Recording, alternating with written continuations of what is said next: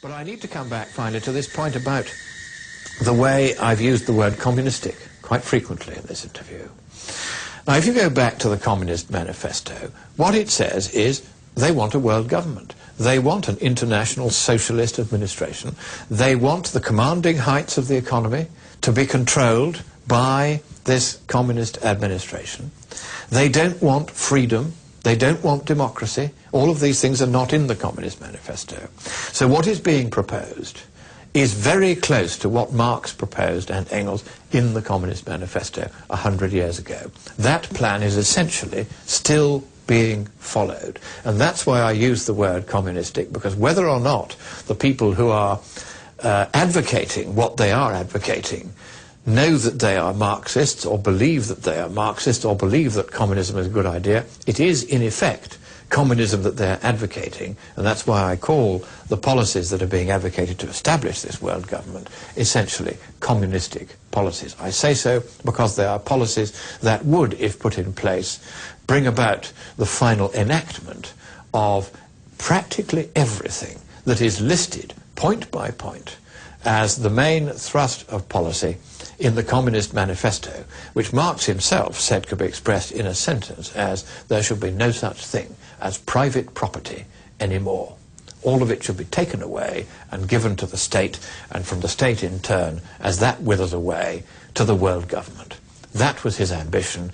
That is the ambition today of those at the UN, the World Bank, the IMF, all these international organizations that are beavering away to take away the Constitution of the United States, to take away democracy, not to have an elected world government, but to have a dictatorial world government, so that those countries which had thought that they were democratic and that their laws would in future be made only by people that they elected would find that willy-nilly this was no longer the case, and that the decisions that on how we are to be governed will in future be taken not by us through the ballot box, but by people whom we cannot elect, cannot question, cannot hold to account, cannot remove, and cannot replace.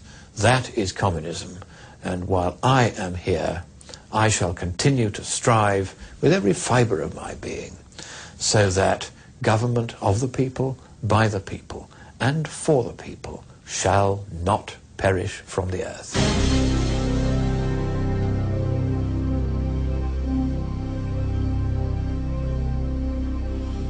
Ladies and gentlemen, we are live. It is 4:14 Central Standard Time, 5:15 or so, 5:14 Eastern Time. We're about to go live to icon David Icke for the balance of this hour. I will be here live well into the next main radio broadcast till 12 noon tomorrow, and then Paul Watson from England will fill in the last 2 hours from prisonplanet.com. We've got David Icke for the rest of the hour. Then we are going to have Joel Skousen on the show, Dr. Stan Monteith, Dr. Paul Craig Roberts. We're going to have 2 hours with the top trends forecaster, Gerald Salente. We have Max Kaiser joining us from Paris. And many of these guests are joining us via video link, and that's a good thing. Multiple radio stations that carry my show, I'm very surprised they're doing it, are carrying this nonstop. Channel 11 on one of the major cable systems in Houston, I've been on as a guest before, is carrying the entire transmission. And they did it last minute. They're just carrying the free video link that's pretty good quality, actually, when you blow it up to full screen up at Infowars.com. I'm almost scared to plug it because there's tens of thousands watching it right now, and it's holding up well. Knock on wood, but we are certainly trailblazing here with the alternative media. Visit Infowars.com and PrisonPlanet.com.